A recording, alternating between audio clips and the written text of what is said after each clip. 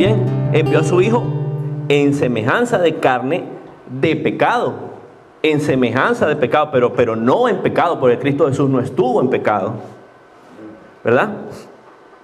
Y de esa manera condenó al pecado en la carne.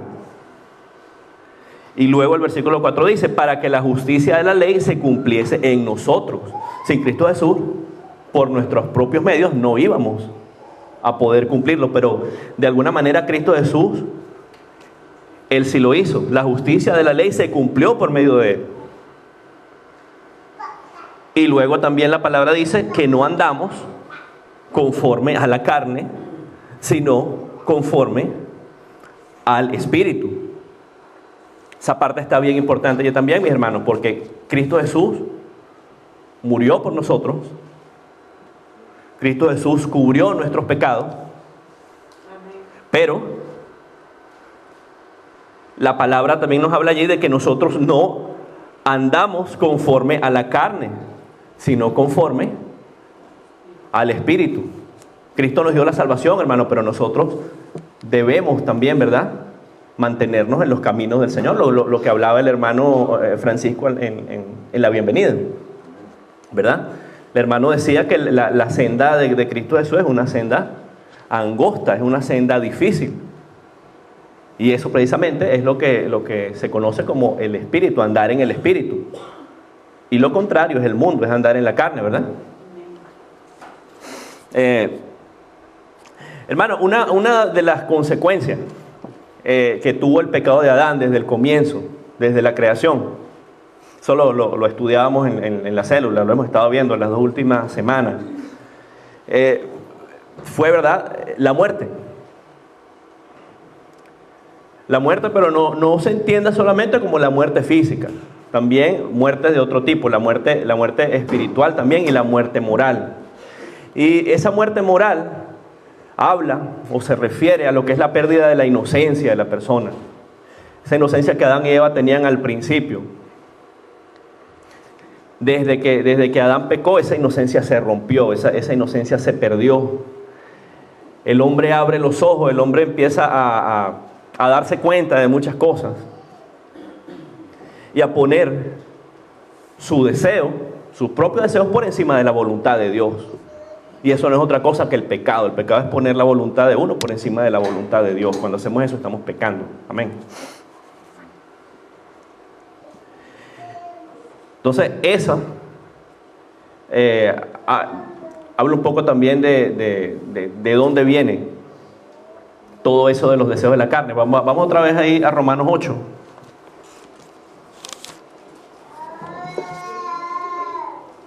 Vamos a leer ahora Romanos 8 del 5 al 8. Romanos 8, versículos del 5 al 8, ¿lo tenemos? Dice, porque los que son de la carne piensan en cosas de la carne, pero los que son del Espíritu en las cosas del Espíritu. Porque el ocuparse de la carne es muerte, pero el ocuparse del Espíritu es vida y paz. Por cuanto los designios de la carne son enemistad contra Dios, porque no se sujetan a la ley de Dios, ni tampoco pueden. Y los que viven según la carne no pueden agradar a Dios. Entonces ahí vemos, mis hermanos, cómo los que, dice la palabra claramente, los que son de la carne piensan cosas de la carne, los que están en el Espíritu hacen cosas del Espíritu. Algo bien elemental, algo bien evidente, ¿verdad? Y si nosotros comparamos, hacemos una comparación, lo que éramos anteriormente, antes de venir al Señor, y lo que somos ahora en el Señor, podremos darnos cuenta, en cierta forma, de la obra que el Señor ha comenzado en nosotros. Una obra que no, por supuesto, no ha terminado, pero el Señor ha hecho algo, ¿verdad? El Señor nos ha cambiado. Cada uno puede dar su testimonio de eso, ¿verdad? Cuando yo leí esta parte, por ejemplo, de Romanos 8, del 5 al 8, yo recordaba lo que era yo antes de venir al Señor. Por ejemplo, lo que es respecto al tema del don de servir a los demás. A mí me encantaba que me sirvieran. A quien no le gusta, ¿verdad? Con que le lleven la comida a la mesa y le recojan el plato y le hagan todo y le limpien y le arreglen y le acomoden. Así era yo. Pero entonces cuando uno llega al Señor, el Señor le toca su corazón, el Señor empieza a cambiarlo. Y uno se da cuenta que uno no puede seguir en ese plan. ¿Verdad? Y entonces se empieza a desarrollar en uno por medio del Señor, por medio del Espíritu. El Señor le abre los ojos a uno de que eso no puede ser.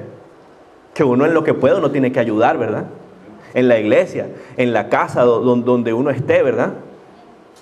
Y eso se convierte por medio del Espíritu Santo, como pudiéramos decir, una especie de hábito, una cosa que uno trata, ¿verdad? Uno donde llega, bueno, ¿qué recojo? ¿Qué arreglo? ¿Qué acomodo? ¿Cómo ayudo, verdad?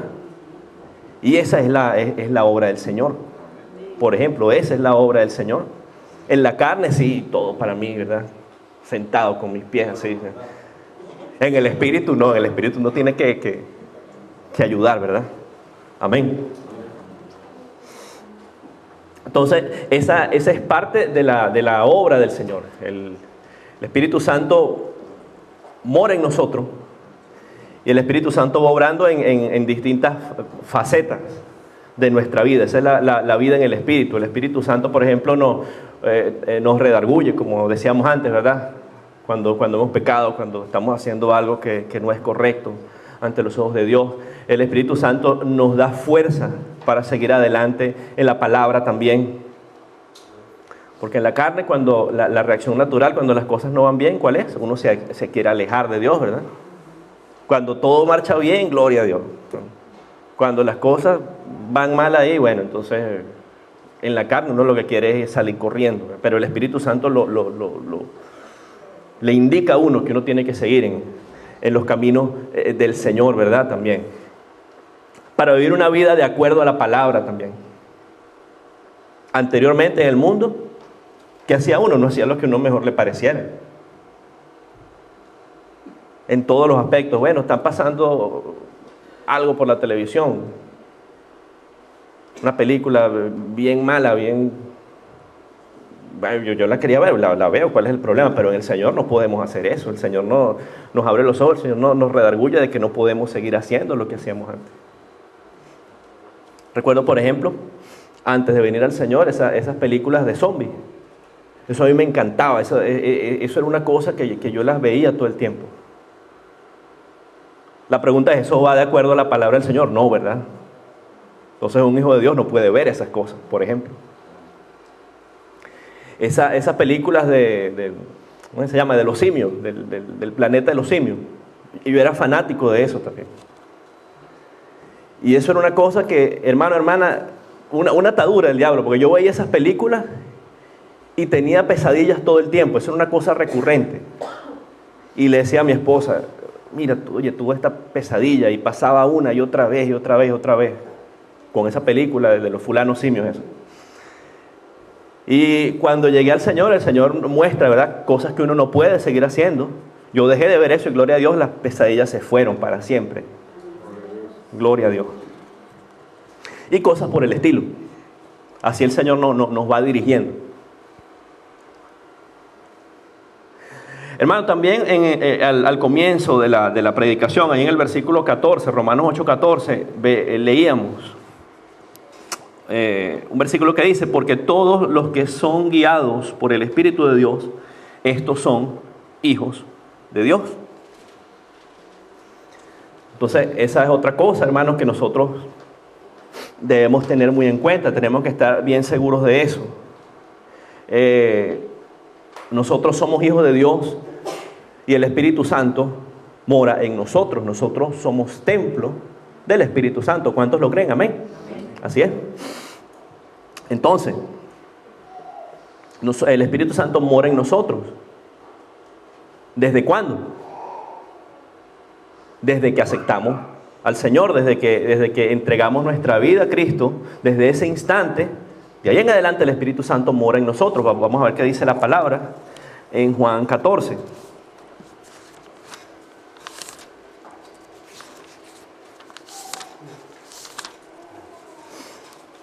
Juan 14, versículos 16 y 17.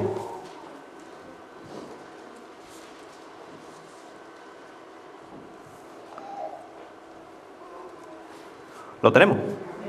Amén, dice la palabra, y el que está hablando es nuestro Señor Cristo Jesús. Dice: y yo rogaré al Padre y os dará otro consolador, para que esté con vosotros para siempre, el Espíritu de verdad, al cual el mundo no puede recibir, porque no le ve ni le conoce, pero vosotros le conocéis, porque mora con vosotros y estará con vosotros. Amén. Entonces ahí Cristo Jesús habla, ¿verdad?, de que Él nos dará un consolador. Y si usted busca, hermano, hermana, ¿qué significa la palabra consolador? La palabra consolador viene del griego y significa que está al lado de. Entonces eso quiere decir que Cristo Jesús prometió que el Padre nos daría un consolador, es decir, nos daría a alguien que va a estar al lado de nosotros, que nos va a acompañar también.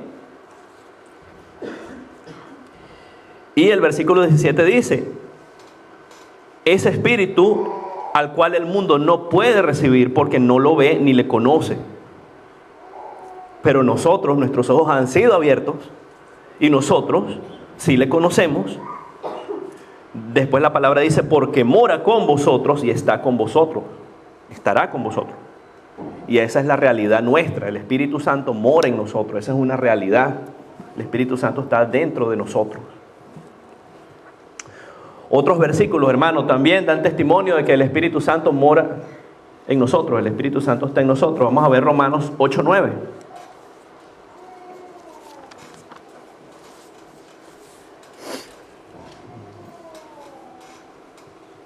Dice la palabra, Romanos 8:9: mas vosotros no vivís según la carne, sino según el Espíritu, si es que el Espíritu de Dios mora en vosotros.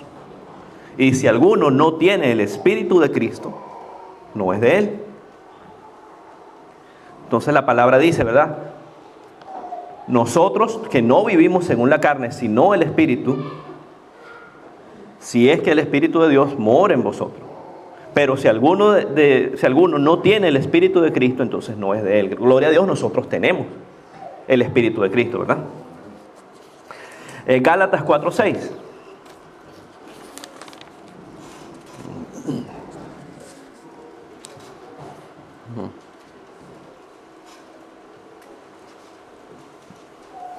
Gálatas 4:6 dice la palabra también: y por cuanto sois hijos, Dios envió a vuestros corazones el Espíritu de su Hijo,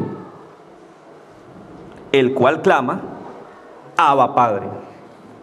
Abba Padre. Entonces ahí la palabra también nos habla de que Dios nos ha enviado el Espíritu sobre nosotros, el cual clama: Abba Padre. Hermano, y si usted reflexiona acerca de lo que significa Abba Padre, eso tiene un significado muy especial. Abba Padre es como, digamos, una manera bien íntima, bien personal, de que nosotros podemos decir que Dios es nuestro Padre. Así como cuando un niño le dice a su papá: papi, papaíto. Eso es lo que significa Abba Padre. Cuando nosotros clamamos Abba Padre, eso es lo que estamos clamándole a nuestro Dios: papá, Padre del cielo. De una forma bien personal, de una forma bien seguros que Él es nuestro Padre. Entonces, todos estos versículos nos dan la certeza de que el Espíritu Santo mora en nosotros. El Espíritu Santo mora en nosotros.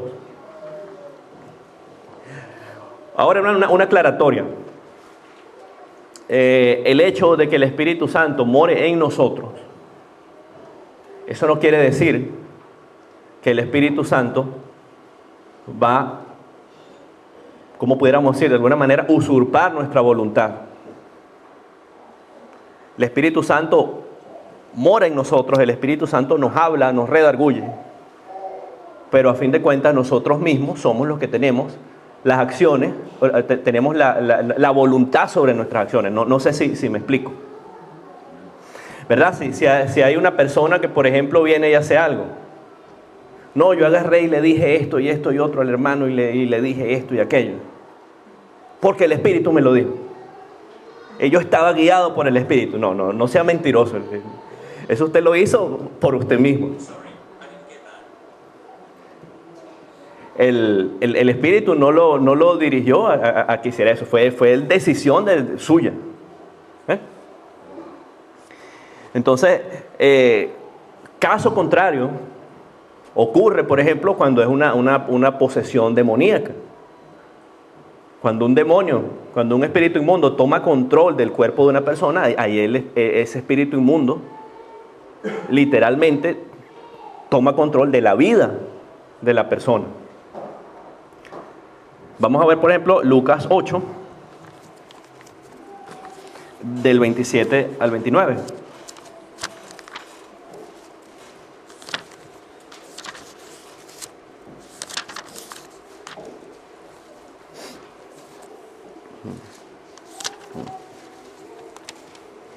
Lucas 8, del 27 al 29, el endemoniado gadareno.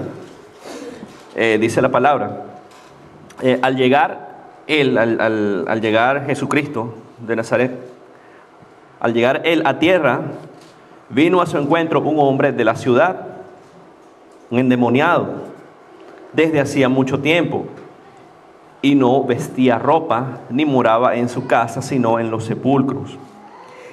Al ver a Jesús, lanzó un gran grito y postrándose a sus pies, exclamó a gran voz: ¿Qué tienes conmigo, Jesús, Hijo del Dios Altísimo? Te ruego que no me atormentes, porque mandaba al espíritu inmundo que saliese del hombre, pues hacía mucho tiempo que se había apoderado de él. Y le ataban con cadenas y grillos, pero rompiendo las cadenas, era impelido por el demonio a los desiertos. Entonces aquí la palabra explica claramente, ¿verdad?, cómo en este caso este hombre estaba endemoniado y ese espíritu inmundo había tomado control totalmente de su vida. Imagínense, la palabra habla de que este hombre no vivía en su casa, sino en los cementerios, en los sepulcros. Andaba desnudo, no tenía ropa. Dice la palabra que lo encadenaban y los demonios tenían tal fuerza sobre él que rompía las cadenas.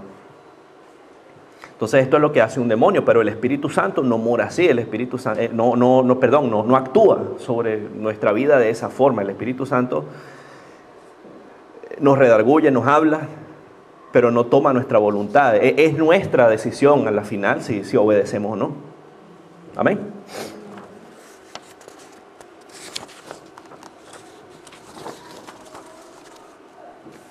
Entonces nosotros decidimos si es nuestra voluntad obedecer o no obedecer.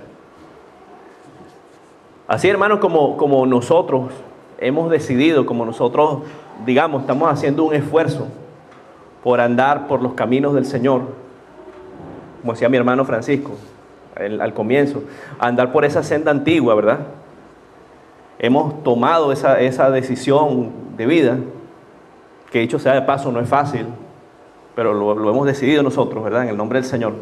También hay muchas personas que de manera voluntaria han decidido entregar su vida a los deseos de la carne. Y eso era lo que hablábamos al comienzo, ¿verdad? Dos maneras de vivir, la vida en el espíritu y la vida en la carne. Gálatas 5 habla un poco acerca de lo que son esos deseos de la carne. Vamos a leerlo. Gálatas 5 del 17 al 21.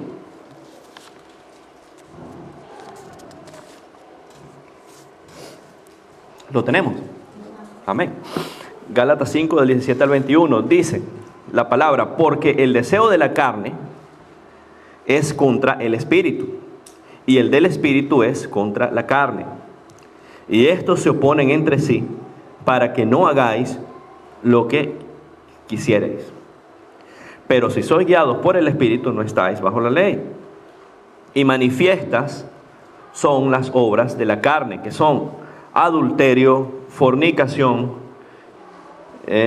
inmundicia, lascivia, idolatría, hechicería, enemistades, pleitos, celos, iras, contiendas, disensiones, herejías, envidias, homicidios, borracheras, orgías y cosas semejantes a estas, acerca de las cuales os amonesto, como yo os he dicho antes, que los que practican tales cosas no heredarán el reino de los cielos.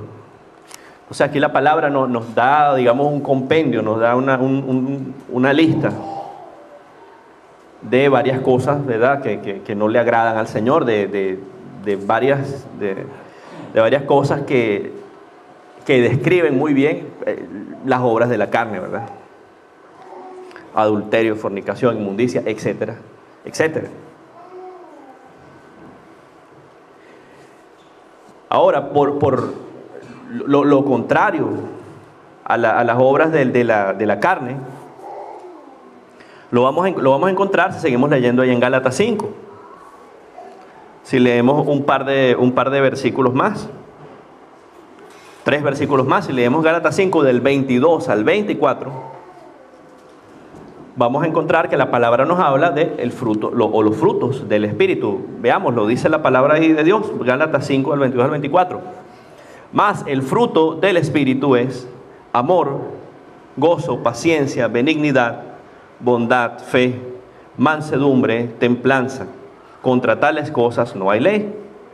Pero los que son de Cristo han crucificado la carne con sus pasiones y deseos. Amén. Entonces ahí vemos nuevamente, por un lado las obras de la carne, por otro lado la vida en el Espíritu. Entonces, ¿cuáles son las consecuencias para nuestra vida, para la vida del creyente, para la vida de cualquier persona también? De andar en las obras de la carne. El versículo 5:21 lo dice ahí en Gálatas. ¿Cuáles son las consecuencias? Los que practican tales cosas no heredarán el reino de Dios. Este caso en particular, esta carta está dedicada dirigida a la iglesia de Galacia. Entonces, los que aún en la iglesia, aún en Cristo Jesús, aún habiendo hecho la oración de fe, practiquen tales cosas, no heredarán el reino de Dios. El que no tiene a Cristo Jesús en su corazón, ni mucho menos todavía. Pero esa es la consecuencia de practicar esas obras de la carne. Ahora, mi hermano, mi hermana, si por el contrario, usted es una persona que se esfuerza en perseverar en los caminos del Señor, busca del Señor, usted ora, usted trata, ¿verdad?, de andar por ese camino angosto, por ese camino recto, ¿cuáles van a ser las consecuencias? Primeramente, usted va a estar en la presencia del Señor, usted va a tener la vida eterna. Y usted, como consecuencia de su caminar con Cristo, va a empezar a ver en su vida todos esos atributos, todos esos frutos del Espíritu que leíamos ahí en Gálatas 5 también. Eso va a ser una consecuencia de su caminar con el Señor.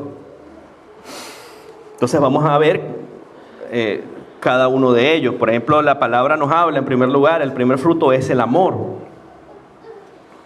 Amor. Ahora, ese amor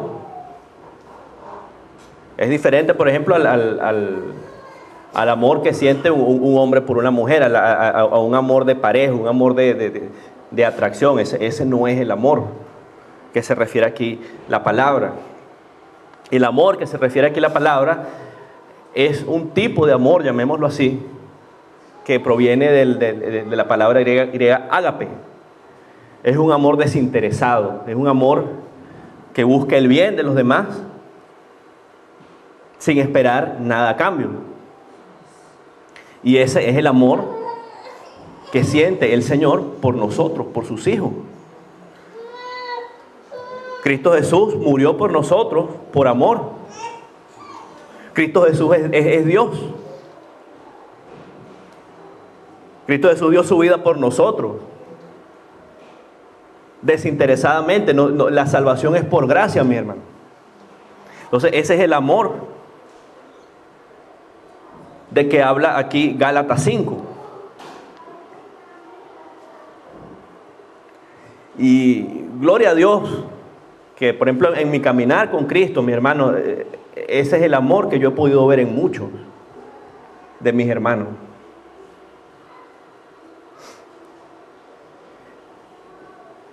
En el mundo a la gente no le importa, mi hermano.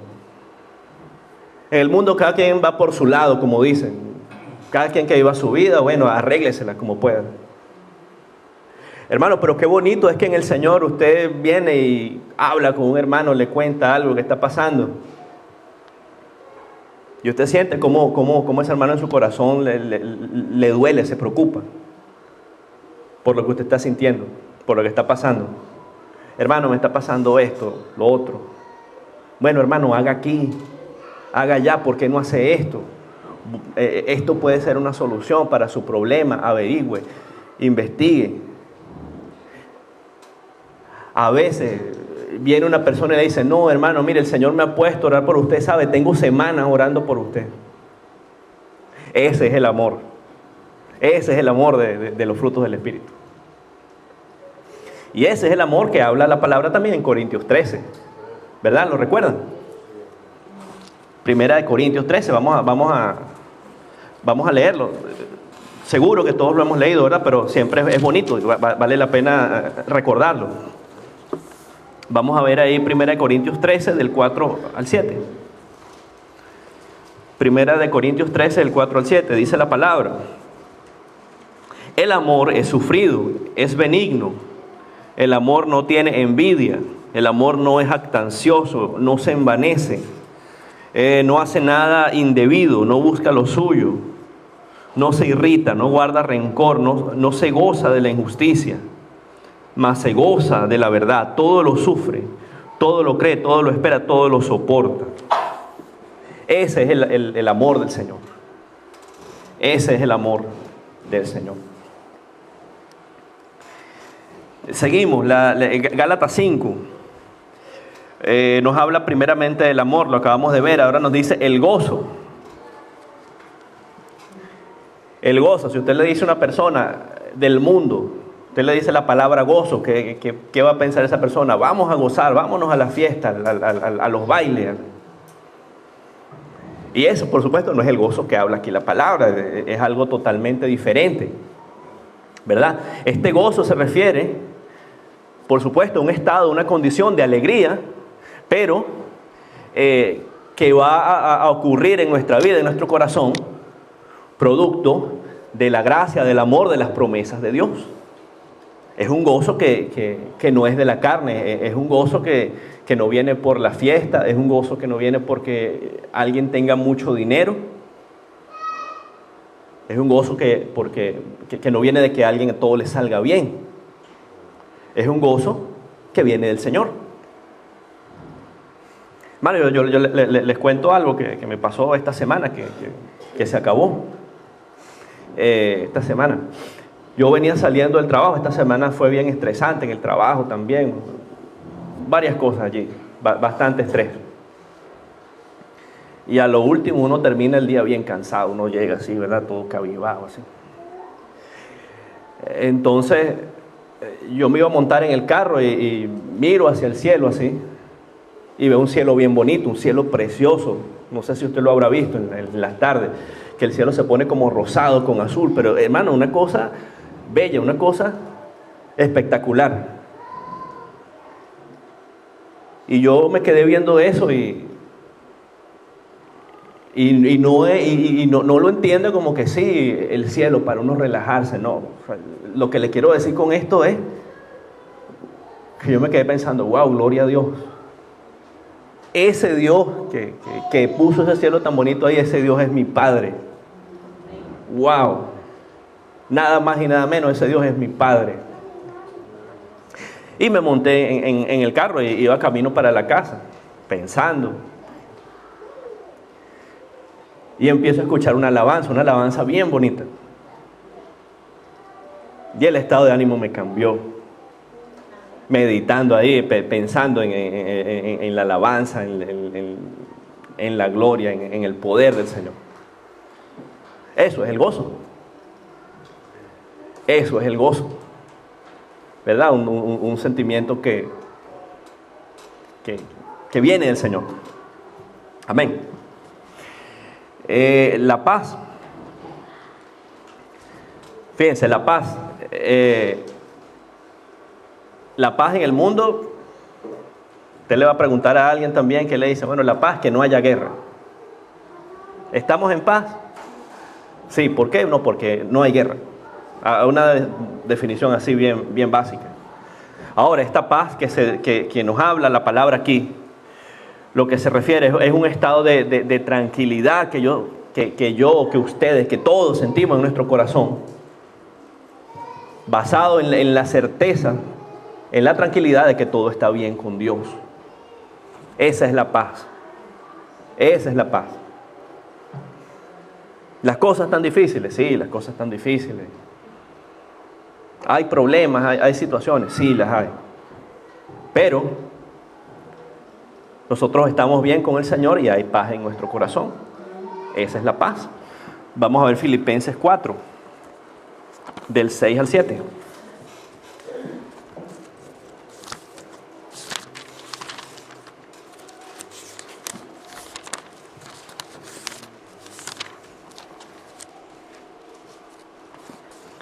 Filipenses 4, del 6 al 7. Dice la palabra de Dios: por nada estéis afanosos, sino sean conocidas vuestras peticiones delante de Dios en toda oración y ruego, con acción de gracias. Y la paz, que sobrepasa todo entendimiento, guardará vuestros corazones y vuestros pensamientos en Cristo Jesús. Entonces la palabra es clara, hermano. Cuando en problemas, ¿qué tenemos que hacer? Dice la palabra, ¿verdad? Vamos a orar, vamos a andar en toda petición, en todo ruego delante del Señor. Y la paz de Dios, que sobrepasa todo entendimiento, guardará vuestros corazones, guardará vuestros pensamientos en Cristo Jesús. Amén. Otro fruto, nos habla de la paciencia. La paciencia, ese es otro fruto que prácticamente se ha perdido en los días que vivimos. Hoy día todo es bien rápido. Hoy todo es bien rápido. A usted le piden algo, no, es para ayer. Así dice. ¿Para cuándo necesita esto? No, ya para ayer, ya. Apúrese. Y lo viven apurando y está manejando y le tocan la corneta ahí. Si se tardó un segundo ahí después del cambio de la luz, todo es un afán. Entonces, ¿qué es la paciencia? La paciencia es ser lento, ¿verdad? Para el enojo, ser lento para la desesperación. A eso se refiere la paciencia. Y como decía antes, esa es una de las más necesarias hoy día. Paciencia para todo, paciencia con los hijos, paciencia con la esposa, paciencia con el esposo.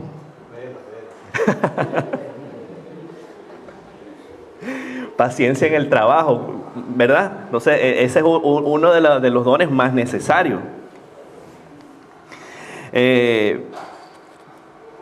Efesios 4, del 1 al 2.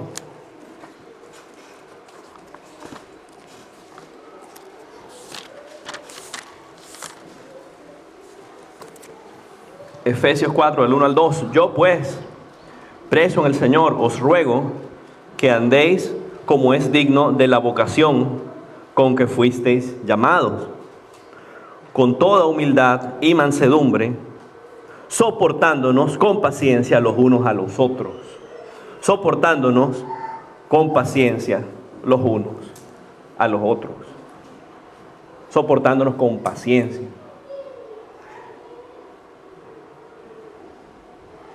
Si en el trabajo le pasa algo, hermano, le pide algo una persona, usted no sabe lo que está pasando esa persona, usted no sabe lo que tiene esa persona en su corazón.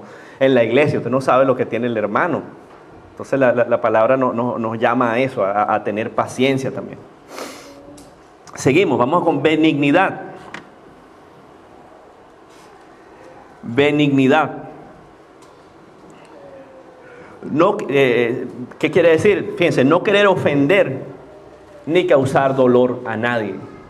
Eso se refiere a la benignidad. No ofender ni causar dolor a nadie. De ninguna manera.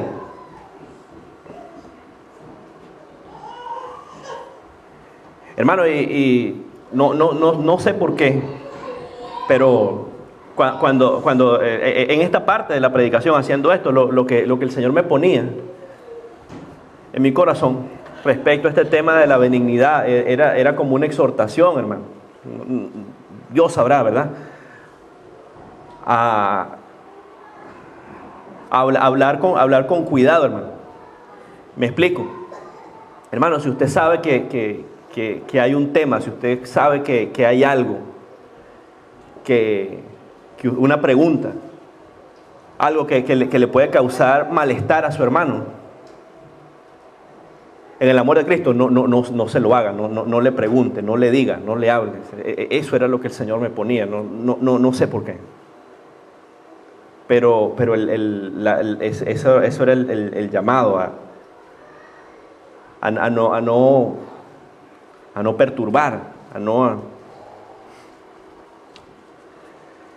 hacer eso. Efesios 4, vamos a leerlo del 31 al 32.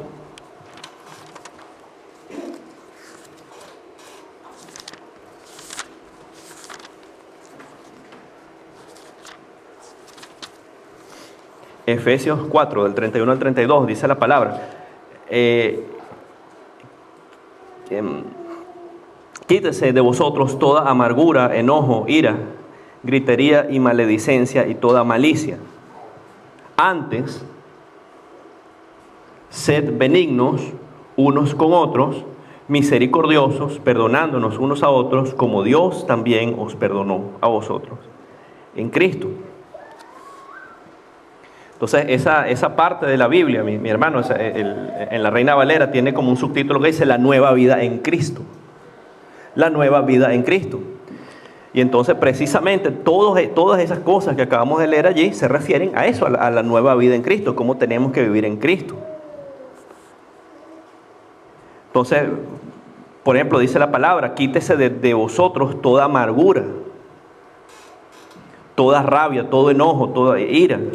Gritería, eso de estar gritando a la gente, maledicencia, estar maldiciendo, toda malicia, la malicia se refiere a actuar buscando un provecho oculto.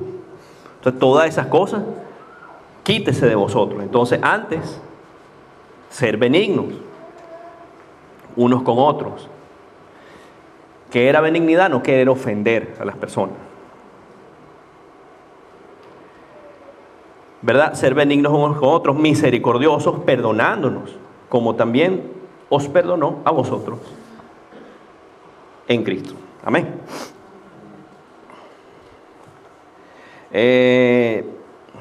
Seguimos. La fe. La fe, una bien importante también. Y la mejor definición de fe que vamos a encontrar en la palabra está en Hebreos 11:1.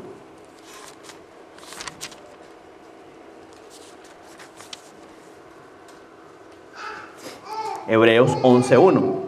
Dice la palabra, es pues la fe, la certeza de lo que se espera, la convicción de lo que no se ve. La fe, la certeza de lo que se espera, la convicción de lo que no se ve. Y como hijos de Dios nosotros vivimos por fe, nosotros andamos por fe. Dice la palabra, andamos por fe, no por vista, ¿verdad? A veces la vida, mi hermano, nos llama a dar pasos de fe. Como dice la definición de fe, la certeza de lo que se espera. La convicción de lo que no se ve. Yo estoy haciendo algo. Vamos a poner un ejemplo. Yo he aplicado a mi visa, ¿verdad? En el nombre del Señor. Pero, como dice allí, ¿verdad? Yo estoy esperando la certeza de lo que se espera. Yo estoy esperando que en el Señor me va a ayudar. Yo estoy esperando que aún cuando en mi entendimiento, cuando en nuestro razonamiento reducido las cosas parecen imposibles, el Señor va a hacer la obra, el Señor va a actuar. Eso es la fe. Y muchas veces en nuestra vida vamos a tener que dar pasos de fe. En la lógica humana limitada todo se ve difícil, todo se ve como está trancado el juego. Pero guiados por el Señor, ¿verdad? vamos a salir adelante en el Señor. Amén. Mansedumbre.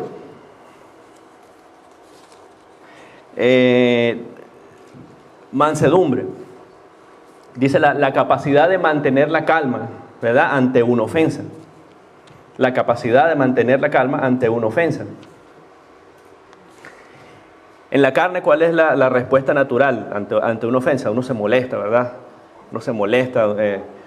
La venganza. Malas palabras. Esa era la respuesta natural en la carne.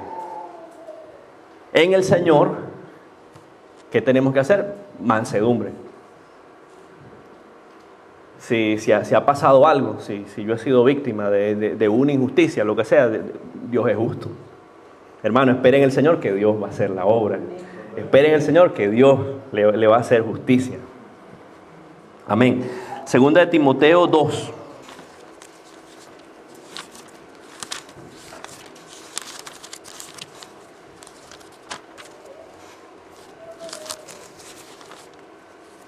Segunda de Timoteo 2, 24 al 25. Lo tenemos. Porque el siervo del Señor no debe ser contencioso, sino amable para con todos, apto para enseñar, sufrido, que con mansedumbre corrija a los que se oponen, por si quizás Dios le conceda que se arrepientan para conocer la verdad.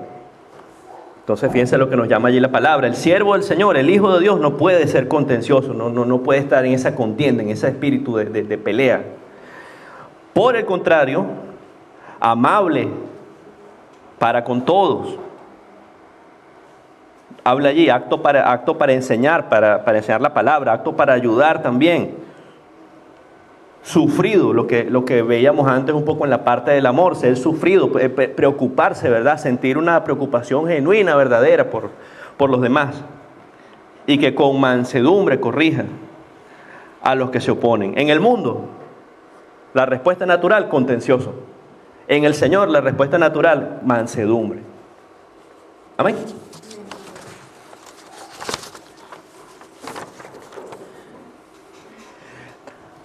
La templanza. Habla la palabra ahí de templanza también. Y la templanza se refiere al dominio de las propias pasiones y deseos. Dominio de las propias pasiones y deseos. Y si comparamos también con el mundo, ¿cuál era la respuesta a las cosas en el mundo? Ante las pasiones, ante los deseos. Si yo lo quiero hacer, yo lo hago. Lo que sea, si yo quiero ir para tal parte, yo lo hago. En el mundo, las mujeres, bueno, si le gusta esa cartera que cuesta $700, no importa, me compro la cartera, así no haya comida, así la nevera esté vacía, yo me compro la cartera. Los hombres, con el tema del alcohol, por ejemplo, bueno, no, es viernes, hay que tomar. Hay que tomar, no que no hay comida, no importa, pero hoy es viernes y hay que tomar y el dinero no faltaba para eso. Por ejemplo. ¿Por qué? Porque eso eran los deseos que tenían en el corazón, por poner un caso, por poner un ejemplo. Pero entonces la palabra nos llama a tener templanza, a tener dominio propio, dominio de las propias pasiones y deseos.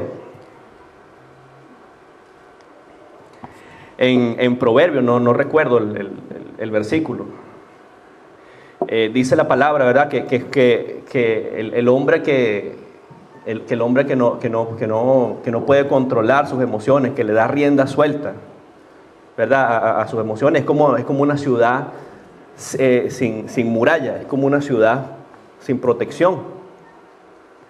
Y es precisamente eso, o sea, una persona que simplemente está a merced de sus emociones, a merced de hacer lo que le provoque.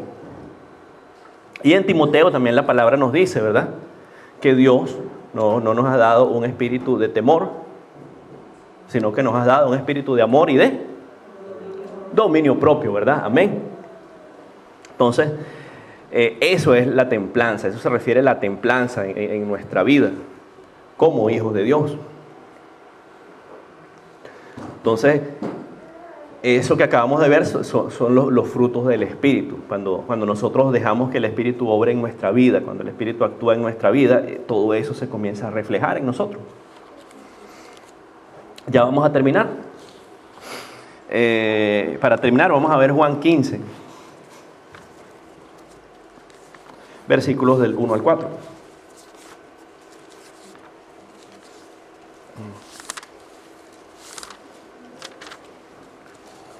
Juan 15, del 1 al 4.